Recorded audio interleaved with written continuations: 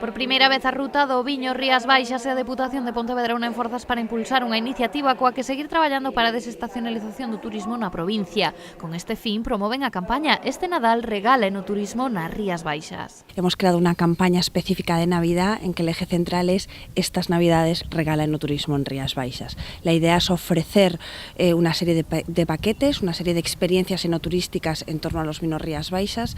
Son 18 propuestas, 18 empresas socias de la ruta que han creado estos paquetes muy interesantes con la idea de que, pues que la gente regale estas experiencias a sus familiares en estas fechas tan señaladas. O Viño das Rías Baixas convertese no fío conductor desta iniciativa que contemplan experiencias singulares de fin de semana ou escapadas de 2 días, entre outros. Hombre, el eje central efectivamente son bodegas, pero sí hay alojamientos, turismos rurales que combinan estas acciones de visitas a bodegas con talleres de cocina, alojamientos especiales para 2 personas o para familias, incluso una visita a las mariscadoras en Cambados. Yo creo que hay un abanico amplísimo de acciones enoturísticas combinadas con bodegas o con otro tipo de establecimientos que animo a la gente a comprarlos, que seguro que quedarán fenomenal. Non só participan adegas, senón tamén outro tipo de establecementos que ofrecen unha auténtica experiencia nas Rías Baixas. Visitas más enfocadas a parejas, por ejemplo, Terras Gauda organiza una visita especial para 2 personas.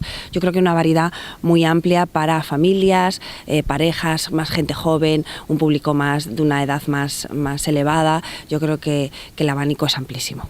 Os interesados poden adquirir estas experiencias a través da páxina web da ruta do Viño Rías Baixas ou recadar máis información a través do portal da Deputación de Pontevedra.